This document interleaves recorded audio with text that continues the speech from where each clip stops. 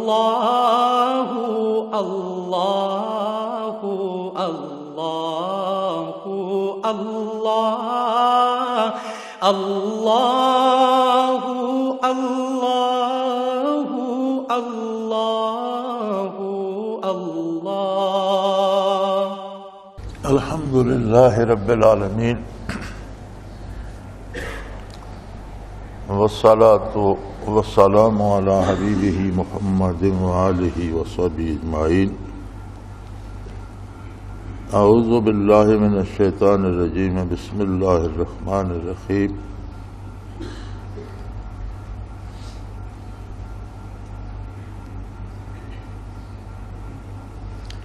وَإِنَّ اللَّهَ رَبِّي وَرَبُّكُمْ فَاعْبُدُوهُ هَذَا صِرَاطٌ مُسْتَقِيمٌ فَاخْتَلَفَ الْأَحْزَابُ مِنْ بَيْنِهِمْ فَوَيْلٌ لِلَّذِينَ كَفَرُوا مِنْ مَشْهَدِ يَوْمٍ عَظِيمٍ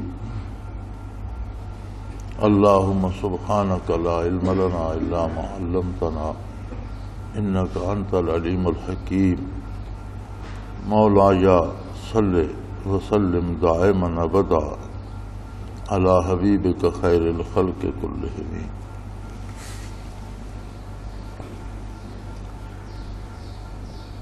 انسان اللہ کریم کی عجیب و غریب مخلوق ہے۔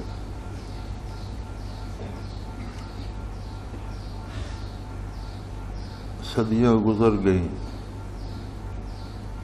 ہر عہد کے لوگ سمجھتے ہیں کہ ہم نے انسانی حیات، انسانی وجود، اس کی ساخت، اس کی خصوصیات کے بارے بڑا علم حاصل کر لیا ہے، لیکن آنے والے دنوں میں انکشاف ہوتا ہے کہ وہ تو کچھ بھی نہیں تھا، ہمیں اب پتہ چلا۔ اور یہ آج کی بات نہیں، یہ بڑی عرصے سے، جب سے انسان دنیا میں آیا ہے چلی آ رہی ہے، اور جب تک انسان دنیا میں رہے گا یہ بھید کھلتے رہیں گے، اس کی انتہا کو پانا ممکن نہیں ہے۔ اس سے وہی واقف ہے جس نے اس کو پیدا فرمایا۔ خود سائنسدان بھی کہتے ہیں کہ ابھی تک اگر ہم مبالغہ بھی کریں تو یہ کہہ سکتے ہیں کہ انسانی دماغ کا 10% ہم نے استعمال کیا ہے۔ یہ مبالغہ کر کے وہ کہتے ہیں، ورنہ اس سے بھی کم ہے۔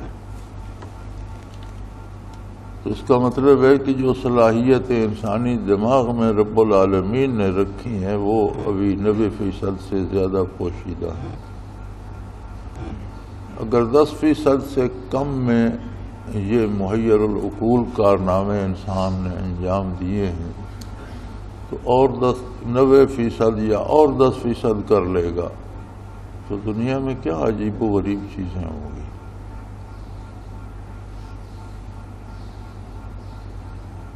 لیکن یہ سب کیا ہے؟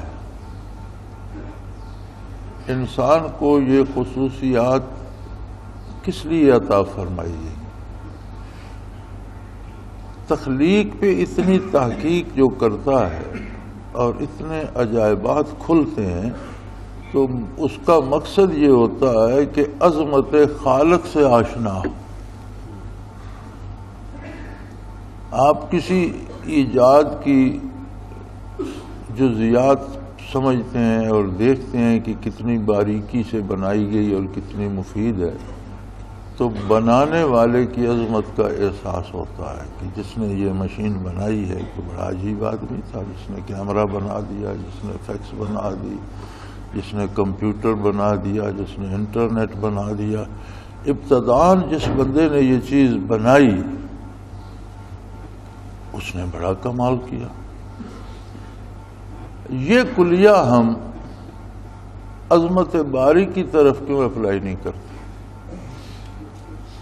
انسان کو یہ جو علم دیے گئے ہیں یا دنیاوی علوم بھی ہیں، یا وہ تحقیقات کرتا ہے، ریسرچ کرتا ہے، تلاش کرتا ہے، عجیب عجیب گوشے انسانی وجود کے ڈھونڈ نکالتا ہے، تو اسے یہ خیال کیوں نہیں آتا کہ اس کے بنانے والی ہستی کتنی بڑی ہے، اس کے علوم کتنے وسیع ہیں، وہ کتنی کاریگر ہے، کتنی چھوٹی چھوٹی چھوٹی چھوٹی چیزوں کو جوڑ کر اس نے کیا سے کیا بنا دیا۔ پھر قرآن حکیم ان سب باتوں کی طرف اشارہ فرماتا ہے اور بڑی کھلے کھلے انداز میں، اور ایک سادہ سی بات کہتا ہے، کفر اور اسلام کو اگر ہم مختصر ترین الفاظ میں سمیٹنا چاہیں تو اتنی سی بات ہے کہ اس کی صنعت کو دیکھ کر صانع کی عظمت کا اعتراف،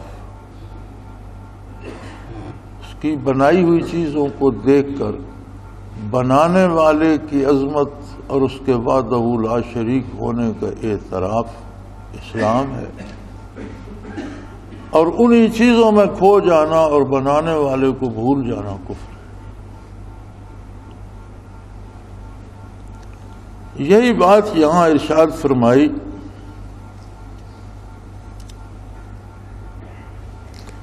وَإِنَّ اللَّهَ رَبِّي وَرَبُّكُمْ، لوگو، اللہ کا نبی ارشاد فرما رہا ہے، لوگو یہ یقینی بات ہے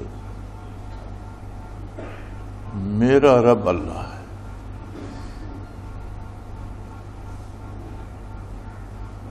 رب اس ہستی کو کہتے ہیں جو عدم سے وجود میں لائے، وجود میں لانے کے بعد ساری مخلوق کی ہر ضرورت ہر وقت ہر جگہ پوری کر رہا ہے۔ عدم سے وجود بخشے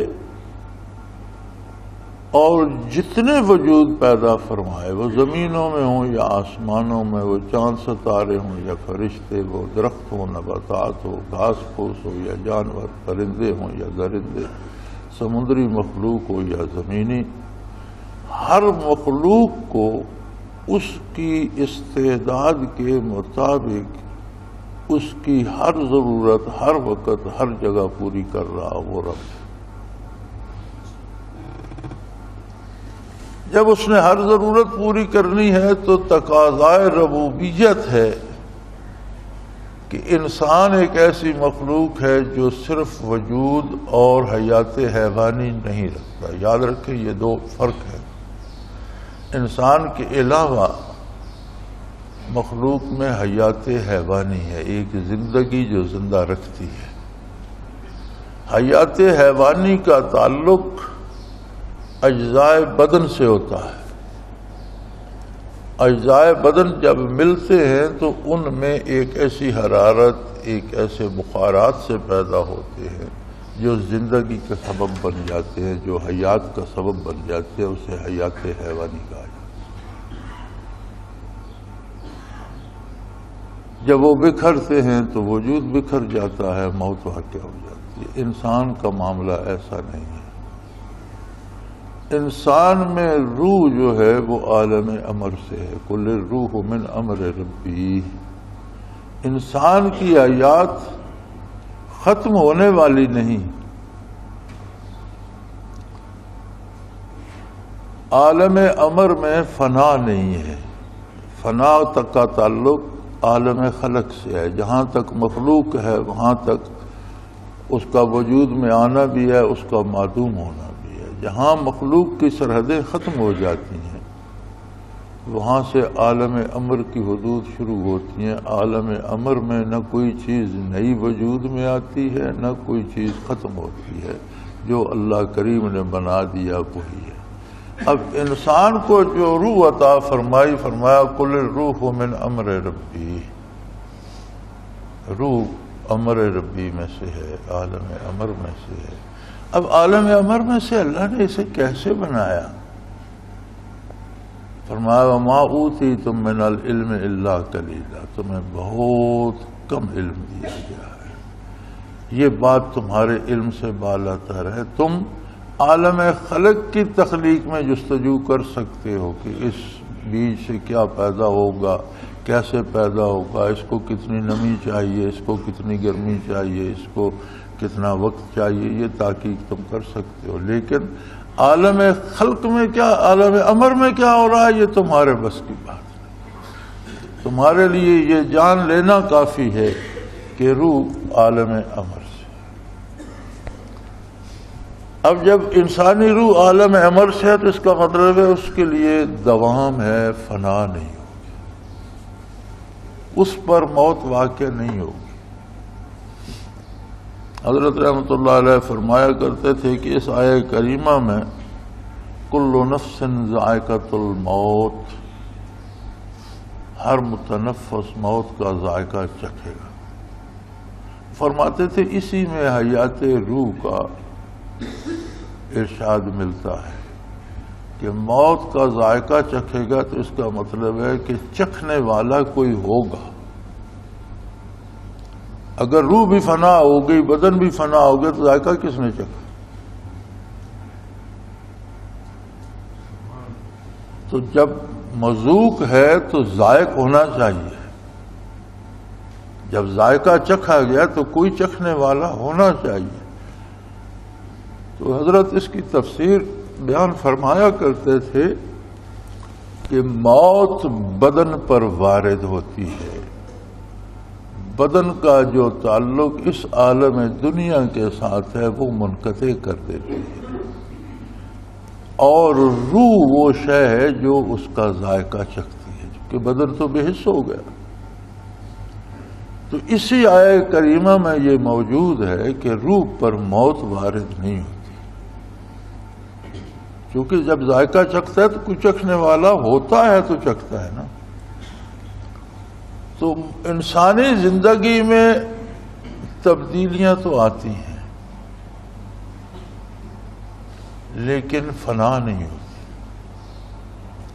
عالم امر میں تھی، صلب پدر میں آئی، شکم مادر میں وجود میں داخل ہوئی، دار دنیا میں آئی، برزخ میں گئی، میدان حشر میں جائے گی، اور وہاں سے جن پہ اللہ راضی ہوگا رحم فرمائے گا جنت میں جائیں گے. جو مجرم ہوں گے پکڑے گئے سزا پائیں گے، جہنم میں جائیں گے. نہ جنت والے مریں گے نہ جہنم والے مریں گے، ہمیشہ ہمیشہ رہیں.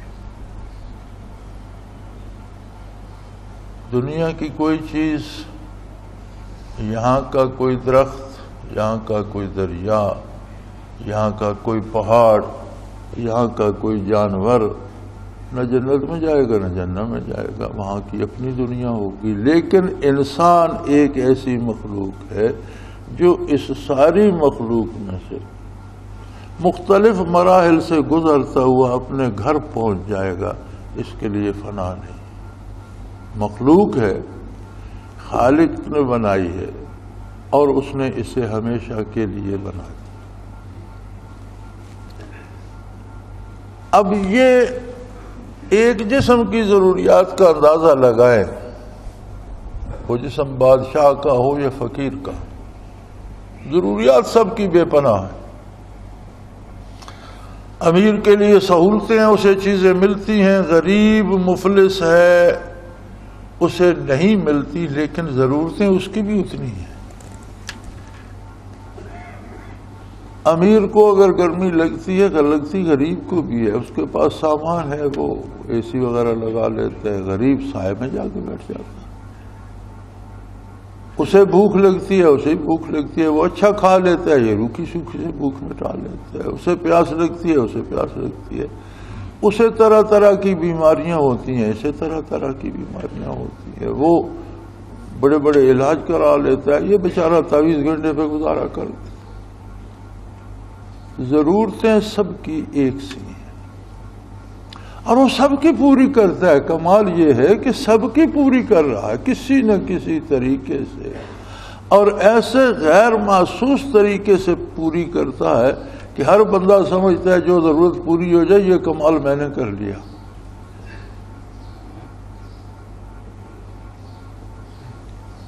اللہ کے نبی نے ارشاد فرمایا بات ایسی نہیں ہے، بات یہ ہے ان اللہ ربی، بے شک اللہ میرا پروردگار ہے، وہ میرا ساری ضرورتیں پوری فرما رہا ہے، وربکم، اور تمہارا بھی وہی ہے، میرا ہی نہیں لوگوں تمہارا بھی وہی پروردگار ہے، تمہاری ہر ضرورت وہی پوری کر رہا ہے، تمہارا وجود، تمہاری روح، تمہارا بدن، تمہارے بدن کی خصوصیات، یہ تمہاری حصیات، تمہارا وقار، عزت، دولت، اولاد، گھر، بیٹے، رشتے ناتے، ملک، قوم، یہ سب کچھ تم وہی دے رہا ہے۔ اگر سب کچھ وہی دے رہا ہے تو اس اکیلے کا حق بنتا ہے کہ اس کے سامنے سر بسجود ہوا ہے۔ فَاعْبُدُوهُ، جب یہ حقیقت ہے تو پھر صرف اس کی عبادت کرو، صرف اس ذات سے امیدیں وابستہ کرو، صرف اس ذات کی ناراضگی سے ڈرو،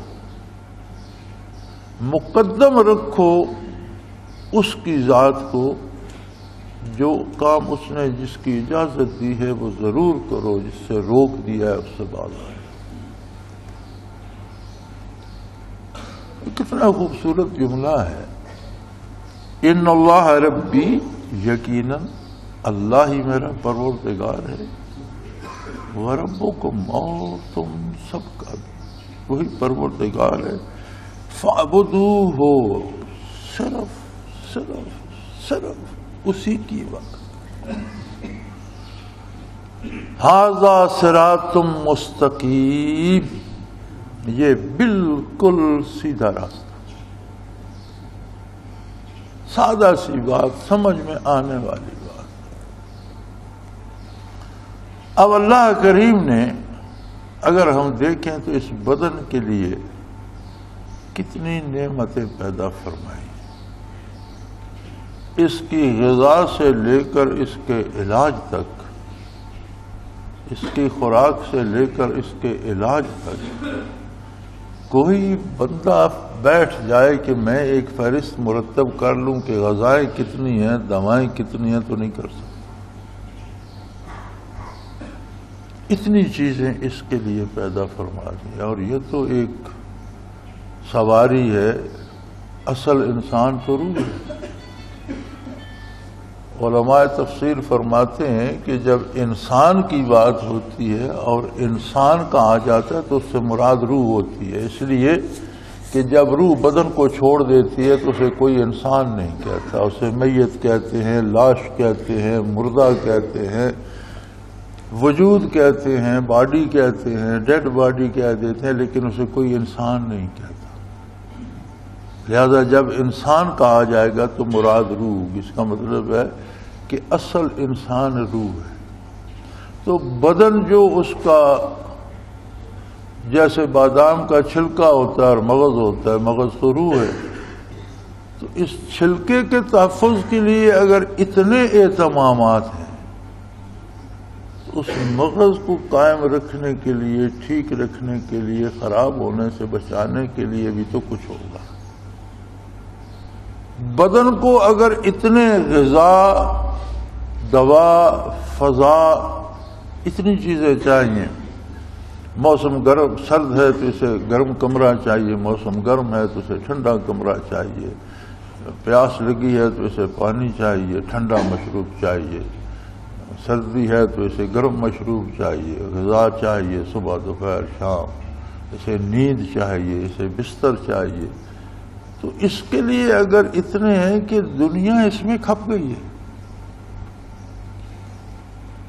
میں کل ایک مشاعرہ سن رہا تھا، اس میں ایک اچھا شعر تھا کسی کا، بڑی عجیب بات کہی اس نے۔ مفہوم یہ تھا، وہ کہتا ہے کہ سب کہتے ہیں کہ یہ دنیا فانی ہے اور سب کچھ یہی چھوڑ جانا ہے، لیکن بات عجیب یہ ہے کہ سب کی ہوس بڑھتی ہی جا رہی، یعنی کہنے کو سب کہتے ہیں کہ جو کچھ ہے یہی چھوڑ جانا ہے اور خالی ہاتھ جانا ہے، اور عالم یہ ہے کہ لالچ ہر ایک کا بڑھتا ہی چلا جا رہا۔ جو واقعی بڑی اس نے پتے کی بات کی. شاید اسے خود تو پتہ ہے کہ نہیں کیا بات کہی، چونکہ شعر کہنا تو ایک فن ہے، الفاظ چنے اور جوڑ دیے، مفہوم سمجھنا ضروری نہیں شاعر کے لیے. تو بات اس نے بڑی پتے کی کہی. اگر اس کے لیے اتنا اہتمام ہے تو روح کے لیے بھی کچھ غذا ہوگی، کوئی دوا ہوگی، کوئی پینے پلانے کا اہتمام ہوگا، کوئی کمانے کے ذرائع ہوں گے، کچھ اس کے آرام کے اوقات ہوں گے، کچھ اس کی بیماریوں کے علاج ہوں گے. یہ تو بڑا لمبا کام ہے. بدن ہی کی ان ضرورتوں سے ہمیں فرصت نہیں، روح کے لیے بھی پھر لگ گئے تو یہ تو لمبا کام ہو جائے گا. تو یہ کیسے پورا ہوگا؟ اس مالک مطلق نے مشکل کام جو تھا اسے آسان ترین کر دیا. یعنی بڑا مشکل تھا کہ روح کی پیاس کا ادراک کیا جائے، پھر اس کی پیاس بجھانے کے لیے کون سا مشروب لایا جائے. بڑا مشکل تھا کہ اس کی بھوک کا ادراک کیا جائے، پھر اس کی بھوک مٹانے کے لیے کون سی غذا لائی جائے. بہت مشکل تھا کہ اس کی بیماری کی تشخیص کی جائے. ارے یہ ٹھوس بدن مادی ہمارے سامنے ہے، سارا دن اسے مشینوں میں ٹیسٹ کراتے ہیں اور پتہ نہیں چلتا بیماری کیا ہے. بندہ کہتا ہے مجھے تکلیف ہے، مشینیں کہتی ہیں بلڈ ٹھیک ہے، سمجھ نہیں آتی. تو یہ معاملہ اگر روح کے ساتھ چل پڑتا تو کون سی مشینیں آتی، کہاں سے ہم ٹیسٹ کرواتے، کہاں سے دوا لیتے، کہاں جاتے، کیا ہوتا. وہ ایسا کریم ہے کہ جو سب سے مشکل کام تھا وہ سب سے آسان کر. اس نے فرمایا فَاذْكُرُوا اللَّهَ ذِكْرًا كَثِيرًا وَسَبِّحُوهُ بُكْرَةً وَأَصِيلًا. سب سے زیادہ کام زندگی میں جو کرو وہ اللہ کے نام کا ذکر کرو اور الگ دوام کرتے رہو. بکرۃ و اصیلا، اس کا انگریزی ترجمہ بنتا ہے راؤنڈ دا کلاک، ہمہ وقت، ہر وقت. وَاذْكُرْ رَبَّكَ إِذَا نَسِيتَ، اگر کسی طرح مصروف ہو کے بھول گئے، جیسے یاد ہے پھر ذکر شروع کر دو. اللہ اللہ کرتے رہو، روح کی غذا بھی ہو جائے گی، روح کی دوا بھی. کوئی بیماری تلاش کرنے کی ضرورت نہیں، تم اللہ اللہ کرتے رہو، اللہ کا نام نامی بیماری تلاش بھی کر لے گا اور اس کا علاج بھی کر لے گا. تم اللہ اللہ کرتے رہو، وہ اس کی پیاس کا ادراک بھی کر لے گا، اس کی پیاس بجھا بھی دے گا. تم اللہ اللہ کرتے رہو، وہ اس کی بھوک کا ادراک بھی کر لے گا، اس کی بھوک بجھا بھی دے گا. تم اللہ اللہ کرتے رہو، وہ اس کی گرمی سردی کی ضروریات کا ادراک بھی کر لے گا، ان کو ضرورتوں کو پورا بھی کر دے گا اور بہت اچھے طریقے سے کر دے گا. اور اس کی صحت بھی درست رہے گی، اس کی حیات بھی کامل ہوگی، وہ لولی لنگڑی نہیں ہوگی، وہ بے اثر نہیں ہوگی، وہ مر نہیں جائے گی. یاد رکھو روح کی موت فنا نہیں ہے. قرآن حکیم نے جہاں فرمایا انک لا تسمع الموتى، آپ مردوں کو نہیں سنا سکتے. یہ مت سوچئے کہ حضور قبرستانوں میں جا کر واعظ کہتے تھے تو اللہ نے فرمایا یہ کام غیر ضروری ہے، آپ مردوں کو تو سنا نہیں سکتے. یہاں وہ مردے مراد ہیں جو بظاہر تو زندہ ہیں لیکن ان کی ارواح اس قدر کفر میں لتھڑ گئی ہیں کہ انہیں مردہ کہہ دیا.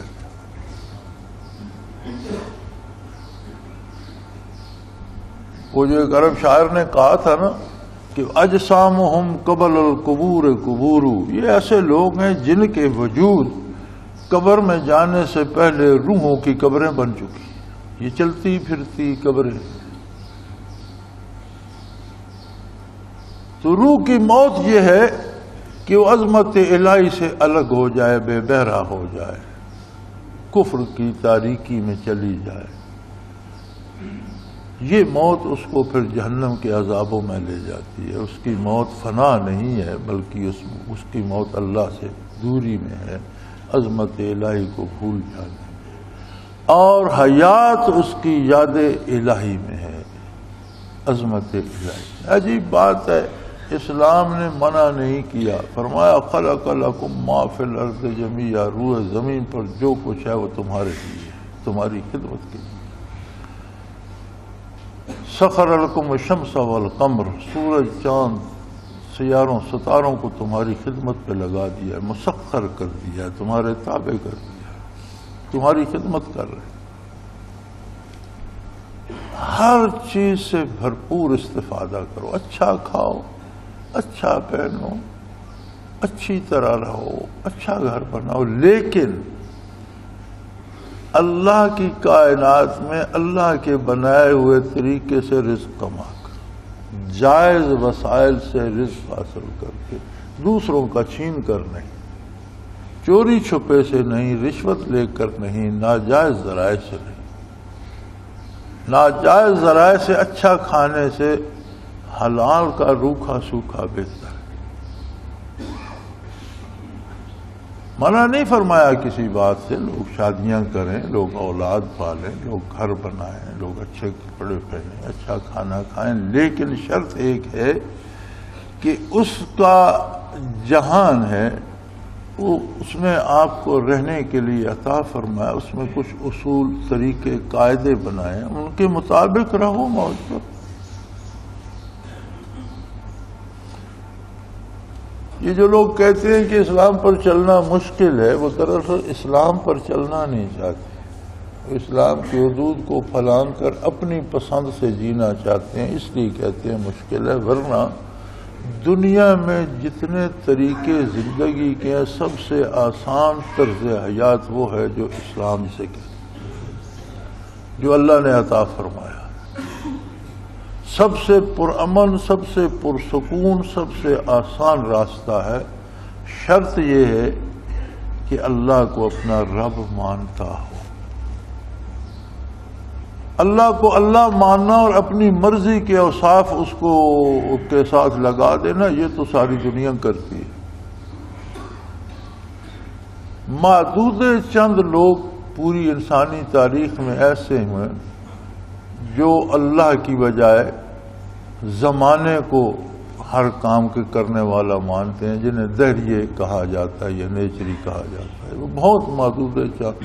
باقی جتنے مذاہب باطل ہیں سب کے ہاں اللہ کا تصور موجود ہے، لیکن وہ اپنے انداز سے مانتے ہیں، صفات وہ بیان کرتے ہیں جو ان کو چاہیں، کہتے ہیں بڑا تو وہی ہے، اس ہمارے بت کو اس نے ہماری بیماریوں کی شفا کی طاقت دے دی ہے، ہمارے اس بت کو اولاد کی طاقت دے دی ہے، ہمارے اس بت کو دولت بانٹنے کی طاقت دے دی ہے، اسی کی دی ہوئی ہے، بڑا تو وہی ہے۔ اللہ کو اللہ ماننا اور ایسا ماننا جیسا اللہ کا رسول صلی اللہ علیہ وآلہ وسلم منواتے ہیں، یہ اسلام ہے۔ اللہ کو ایسا مانا جائے جیسا آقا نامدار صلی اللہ علیہ وسلم اس کی ذات اور اس کی صفات منواتے ہیں، ویسا۔ یہ بنیاد ہے عقیدے کی۔ اب حضور کے کہے پر تب ہی مانے گا جب حضور کی نبوت کو تسلیم کرے گا، تو ایمان مکمل ہو گیا۔ آگے باری عمل کی آتی ہے۔ اب جتنی غلطیاں کوتاہیاں ہوں گی، ہر کوتاہی کا ایک بڑا عجیب اثر ہوتا ہے۔ ہر بد پرہیزی بیمار تو کرتی ہے، ہر غلط جملہ، ہر بری بات، ہر برا عمل ایک اثر چھوڑتا ہے، اور جس طرح غذا کی بد پرہیزی مادی جسم کو بیمار کرتی ہے، کردار کی بد پرہیزی روح کو بیمار کرتی ہے، اور روح کی بیماری میں پہلے عرض کر چکا ہوں کہ اللہ سے دوری ہے۔ ہمارے ہر جملے، ہمارے ہر فعل کا ایک اثر روح پہ بھی پڑتا ہے۔ اگر وہ غلط ہے تو روح پر تاریکی حجابات آنے شروع ہو جاتے ہیں، اور اگر وہ تاریکی اتنی بڑھ جائے کہ وہ روح کو اس میں ڈبو دے تو اچھا بھلا مسلمان بھی عقیدہ چھوڑ کر کسی غیر اسلامی عقیدے پہ چلا جاتا ہے۔ آج کل آپ دیکھتے ہیں کہ اچھے بھلے نیک گھرانوں میں ایسے لوگ پیدا ہوتے ہیں جو اللہ کے وجود کے ہی منکر ہیں. اس کی وجہ یہی ہوتی ہے کہ وہ تاریکیاں بڑھتے بڑھتے روح کی موت واقع ہو جاتی. تو اس کریم نے یہ معاملہ بھی آسان کر دیا کہ زندگی کے ہر شعبے میں اللہ کے رسول صلی اللہ علیہ وسلم کی پیروی کرو تو از خود روح کی قوت بڑھتی جائے گی، جلا بڑھتی جائے گی، صحت ٹھیک ہوتی جائے گی، اس کی توجہ اللہ کی طرف ہوتی جائے گی. اور جب ہم کہتے ہیں نا یار میرا تو ذکر کرنے کو جی نہیں چاہتا، تو بیمار کا کھانے کو کب جی چاہتا؟ ایک آدمی کو بخار ہے 104 کا، آپ کہتے ہیں اٹھو بھائی بڑی خوبصورت سبزی پکی ہے، گوشت پکا ہے، کھانا کھا لو. وہ کہتا ہے دفعہ کرو یار مجھے ایک گھونٹ پانی کا دے دو، الگ سوکھ رہا ہے کھانے کو، میں کیا کروں؟ ذکر تو غذا تھی روح کی، اس کا دل کیوں نہیں کرتا؟ آپ نے اسے بیمار کر دیا، کوئی بد پرہیزی کی ہوگی، کہیں کچھ ہو گیا ہے. نماز کے لیے اچھا رات بھی ایک میل تھی، اگلے دن بھی ایک میل تھی، میں نے جمعے میں بھی اس کا ذکر کیا. جی میرے لیے دعا کریں میں نماز پڑھوں. اب یہ فلسفہ میری سمجھ میں نہیں آتا کہ آپ اگر نماز پڑھنا نہیں چاہتے، نہیں پڑھتے، تو میں کیا دعا کروں، کس سے کروں؟ دعا عبادت ہے اور عبادت کا مغز ہے. حضور صلی اللہ علیہ وسلم نے ارشاد فرمایا دعا مخ العبادہ کما قال رسول اللہ صلی اللہ علیہ وسلم کہ دعا عبادت کا مغز ہے. لیکن کس سے کروں؟ اللہ نے حکم دیا کہ میرے بندے میری عبادت کر اور اس طریقے سے نماز پڑھ. اس نے محمد الرسول اللہ کو مبعوث فرمایا، اس نے قرآن کو نازل فرمایا اور سکھایا، سمجھایا یہ اوقات ہیں، یہ طریقہ اس طرح کا. اب وہ بندہ نہیں کرتا. اب وہ چاہے یا مجھے کہے یا آپ سے کہے کہ جاؤ اللہ سے جا کر عرض کرو کہ میں نماز پڑھنے لگوں، تو کیا وہ بے نیاز یہ نہیں فرمائے گا کہ تم کون ہوتے ہو؟ میں نے اسے پیدا کیا، میں نے ساری نعمتیں دی، زندگی دی، شعور دیا، میں نے حکم دیا، میں نے محمد رسول اللہ کو مبعوث کیا، میں نے قرآن اتارا اس کے لیے اور اسے کہا نماز پڑھ، تو وہ نہیں پڑھتا. تم سفارشی کہاں سے آ گئے؟ تم کون ہوتے ہو ادھر؟ ایک کام جس کے کرنے کا حکم دیا اللہ نے، جس کے لیے نبی مبعوث ہوئے، جس کے لیے قرآن اترا. دعا بہت اچھی بات ہے لیکن ہر جگہ دعا نہیں ہوتی. اب دعا کس سے کریں جا کر؟ جس نے حکم دیا.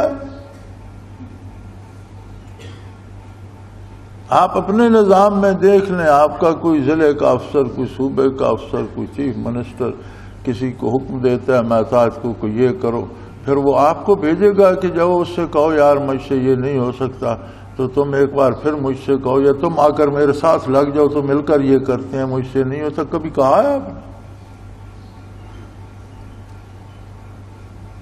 تو یہ تو میں سمجھتا ہوں بڑی دیدہ دلیری ہے کہ جی دعا کریں میں نماز کے لیے پابند ہو جاؤں، میں نماز نہیں. کمال ہے یار، اتنی جرأت ہے. نہیں پڑھتے تو توبہ کرو، نہیں پڑھتے تو معاملہ اپنے اور اپنے اللہ کے ساتھ رکھو، خود اس سے بات کرو، اللہ تو مجھ سے خفا ہے، مجھ سے کوئی گناہ ہو گیا ہے، مجھ سے کوئی غلطی ہو گئی ہے، میں کہاں کو تھا اپنے. اور آج کے دور میں تو سب سے پہلے اپنے رزق کے وسائل کو دیکھو، کہیں حرام تو نہیں کھا رہے. یہاں بندہ سود کھا رہا ہے، سود کھا کر نمازیں نہیں پڑھی جاتی، سود کھا کر ذکر نہیں ہوتے، سود کھا کر دل روشن نہیں ہوتے. دو باتیں یہود کے سب سے زیادہ مردود ہونے کی دو وجوہات قرآن نے بیان کی کہ حرام کھاتے ہیں اور جھوٹ سنتے ہیں، جھوٹ بولتے بھی نہیں. اکالون للسحت وسماعون للکذب. جھوٹ بولنا تو بہت ہی بری بات ہے، جھوٹ سن کے خوش ہوتے ہیں. کھانا حرام ہے، سننے کو سارا دن جھوٹ ہے، تو اللہ اللہ اور نمازیں کہاں سے ہوں گی؟ آپ دیکھ لیں پورے ملک کا نظام سودی ہے. جو ہمارے بس میں نہیں اسے تو اللہ معاف فرمائے، لیکن ہر ایک نے پیسے سود پہ جمع کرا رکھے ہیں، سود لے کے کھا رہا، کہتا ہے آسان آمدنی ہے، میرے پاس 15 لاکھ روپیہ تھا، میں خرچ کرتا تو یہ ختم ہو جاتا، مجھے ہر مہینے مل جاتا ہے، وہ کھا لیتا ہوں، اور پھر سارا دن ٹی وی پہ اس کے اشتہار آتے ہیں۔ حیران ہوتا ہوں میں کہ ایک موبائل فون ہے 2-4 ہزار روپے کا، سارا دن اس کے اشتہار آتے ہیں کہ زیادہ کالیں کرو تو ہر ہفتے ایک کار نکلے گی، ایک بنگلہ نکلے گا، یہ نکلے گا، ایک وہ، ساری قوم کو جواری بنا دیا گیا، جوئے میں لگا دیا۔ ہر بندہ خوش ہے کہ میں بس صرف کال کروں گا، اور سارے کال کرتے رہتے ہیں، 2 کروڑ 4 کروڑ بندے کال کرتے ہیں، 10-10 روپے بھی دیں تو کتنے بن جائیں گے؟ 1 کروڑ بندہ 10 روپے کی کال کرے تو 10 کروڑ روپیہ بن گیا، اس میں سے اگر 10 لاکھ کی کار انہوں نے دے دی تو ان کا کیا بگڑا؟ کسی ایک کو دیں گے نا۔ اور یہ جوا ہے، اس کے لیے حرام ہے، کوئی حلال حرام کی تمیز نہیں۔ پھر جھوٹ سننے کے لیے آپ کے ذرائع ابلاغ ہی کافی ہے۔ کوئی اخبار اٹھا کے پڑھ لیں، کوئی ٹی وی کا پروگرام 1 گھنٹہ سن لیں تو وہ 24 گھنٹے کی عبادت ضائع کرنے کے لیے کافی ہے، اتنا جھوٹ بول جاتے ہیں۔ یار دیکھتے دیکھتے یہی دیکھ لو کہ آپ کی قیادت ایک دوسرے کو چور چکا ڈاکو قاتل ادھر سے فنڈ کھا گئے، سپریم کورٹ تک ایک دوسرے پر دعوے کی، اور بھی کیس عدالت میں، اور دونوں کہتے ہیں نہیں نہیں ہم دونوں شریف ہیں، تم بھی وزیر بن جاؤ میں بھی وزیر بن جاؤ، تو ہم دونوں بھائی بھائی ہیں، نیک ہیں، شریف ہیں۔ کون سا حال صحیح تھا، وہ پہلے والا یا آج والا؟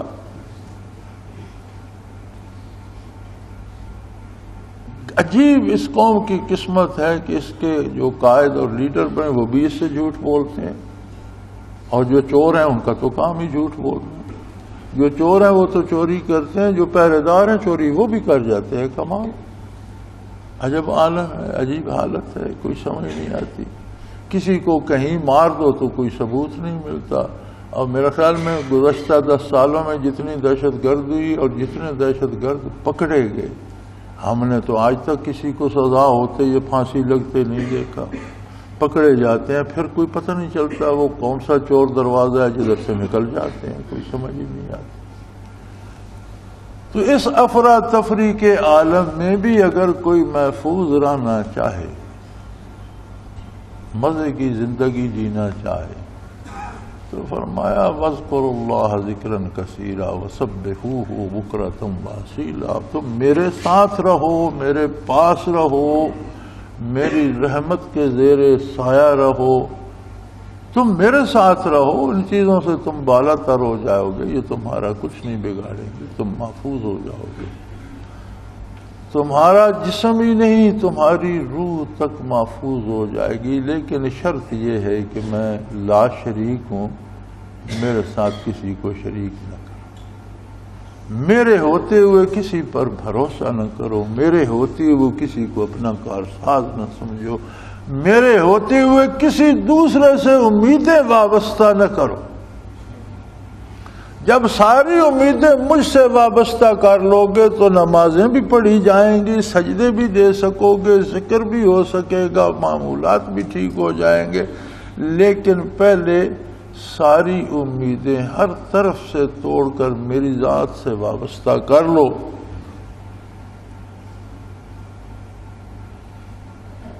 عجیب بات ہے، یہ کتنی پکی اور کتنی سادہ حقیقت ہے، لیکن پھر بھی ارشاد ہوتا ہے فَاخْتَلَفَ الْأَحْزَابُ مِنْ بَيْنِهِمْ۔ کمال ہے، لوگ اس میں بھی مختلف ہو گئے اور فرقے فرقے بن گئے کہ اللہ کو واحد و لا شریک مانیں، اسی کی عبادت کریں، اسی کی اطاعت کریں، اسی سے امیدیں وابستہ کریں۔